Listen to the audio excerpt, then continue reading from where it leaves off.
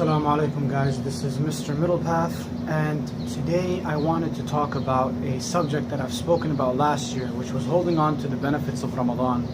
And even though I spoke about it already before, I wanted to speak about it again because it's still a very important topic. And I'm going to mention a hadith in which the Prophet Muhammad ﷺ says, كما قال من لم يدع قول الزور والعمل به فليس لله حاجة أن يدع طعامه وشرابه أو كما قال.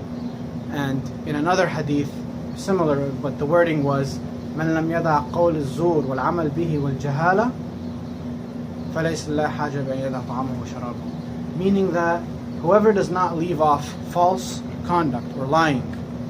قول الزور means lying or false speech, and العمل به means acting upon false speech, so false conduct and lying. And jahala means ignorance. Ignorance or jahala or jahiliya is a very comprehensive, deep term that includes a lot of things within its meaning. So jahiliya refers to the period before Islam in Arabia that was marked by tribalism, small-minded thinking, narrow-minded thinking, fighting over little things, being arrogant, thinking that you're better than others, having a superiority complex because you come from this tribe or that tribe, and being heedless to the truth. And there is another hadith in which Prophet Muhammad ﷺ says, and I'm going to connect them all, and I'm also going to put the hadiths in the description below, in which Prophet Muhammad ﷺ says, رب صائم ليس له من صيامه إلا الظمأ ورب قائم ليس له من قيامه إلا السهر. That was it. Yeah, رب صائم ليس له من صيامه إلا الظمأ ورب قائم ليس له من قيامه إلا السهر. And what that means is that it may be the case that there will be a fasting person who gets no benefit from his fasting except hunger and thirst, and that someone else who is standing the night prayer, tahajjud prayer in Ramadan, with the taraweeh, and outside of Ramadan you have tahajjud prayer, the night prayer, and which is a sunnah, it's not a fard, but still it's a good thing to do.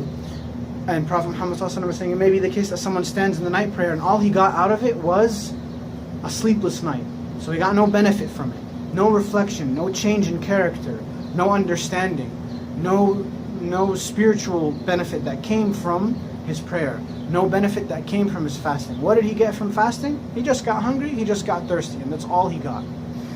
And this is very important because this goes back to the first hadith that I was mentioning, in which someone who doesn't leave off lying and cheating and false conduct and ignorance, then Allah subhanahu wa ta'ala doesn't need him to leave off his food and drink. It's not, because it wasn't, and Allah subhanahu wa ta'ala doesn't need anything. It's actually for you. This fasting is actually for your benefit.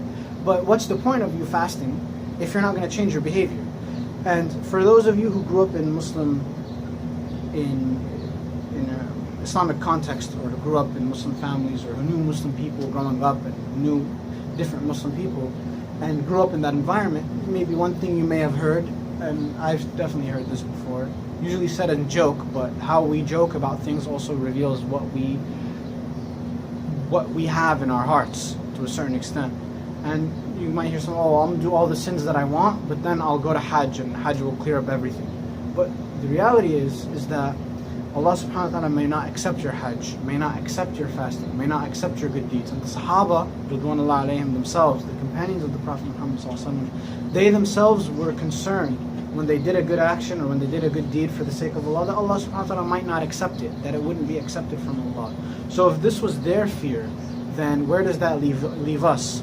Where people just assume that, I fasted and Allah subhanahu wa ta'ala is going to accept from me my Ramadan. Whereas that might not be the case.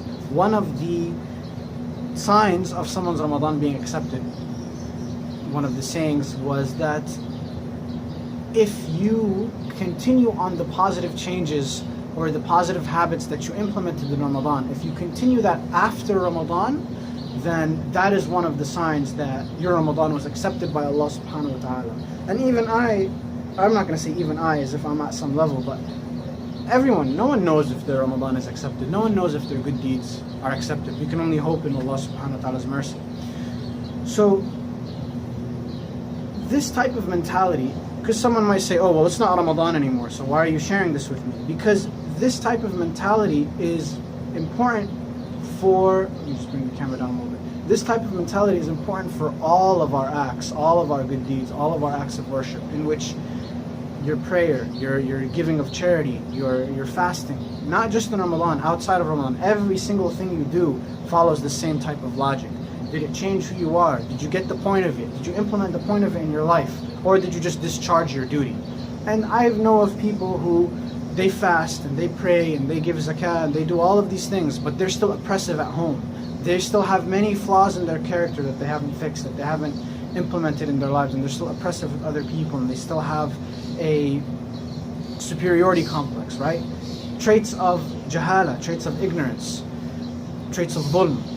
And these are the things that the whole purpose of our acts of worship is to purify ourselves. So if you're doing acts of worship, let me give you guys an example. And I gave this example in another video when we were talking about fulfilling the acts of worship, fulfilling the purpose of worship, where someone wears a hijab, and the point of a hijab is, of course, modesty and haya. So someone might wear a hijab, and you see this a lot in the Middle East. Someone might wear a hijab, but they don't act with modesty and they don't act with haya. And on the flip side, in which case they're missing the point. And on the flip side, you might have the opposite. Someone who tries to behave modestly and with haya, but they don't wear a hijab. Both scenarios is not the correct scenario. It's a balance. You're supposed to do the external sunnah, the outward appearance, the outward duty, the outward ritual, and the internal purpose of that, whatever that internal purpose is, whether it's prayer and focusing and getting close to Allah, not just the bodily movements. Same thing with the hijab, same thing with the fasting, same thing with the giving the charity, same thing with everything that a Muslim is supposed to do, regardless of whether they are a male or a female. And upcoming, we have the Eid al-Adha, the Eid of where we sacrifice the lamb, where we sacrifice the sheep. And Allah subhanahu wa ta'ala says in the Quran, after أعوذ بالله من الشيطان الرجيم بسم الله الرحمن الرحيم لن ينال الله لحومها ولا دماؤها ولكن يناله التقوى منكم كذلك سخرها لكم لتكبروا الله على ما هداكم وبشر المحسنين.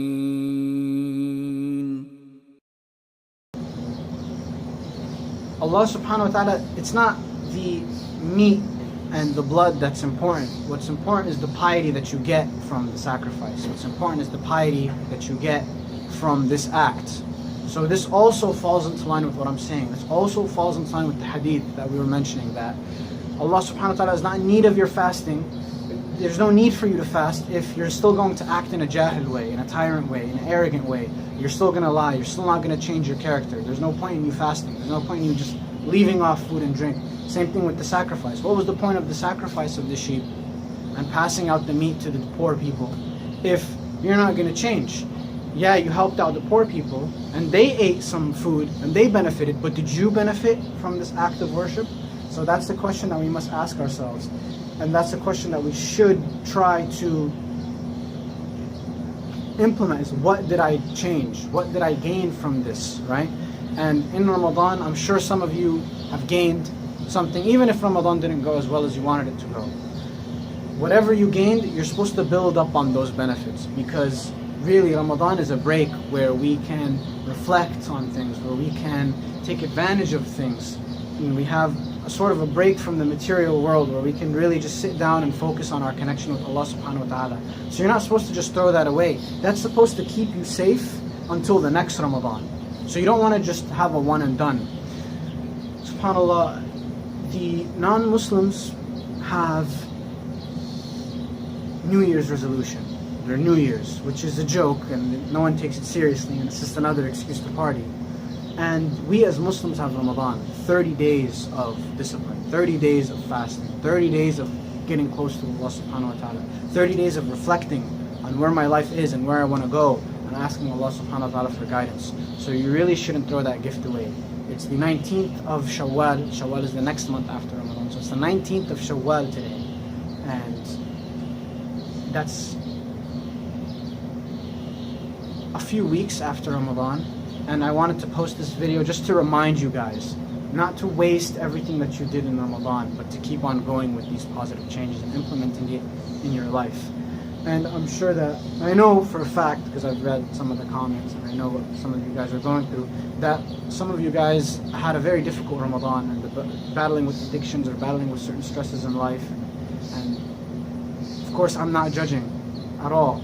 And I know that for some of you the struggle can be very difficult and that you may need help. If you feel that you need to reach out to me, go right ahead. I do my best to respond to my emails. So reach out, mrmiddlepath@gmail.com. Inshallah, I'll do my best to reach out and help you if you feel that you needed some help. That's it, guys. That's the video. Take care, guys. Peace out and Assalamu alaikum.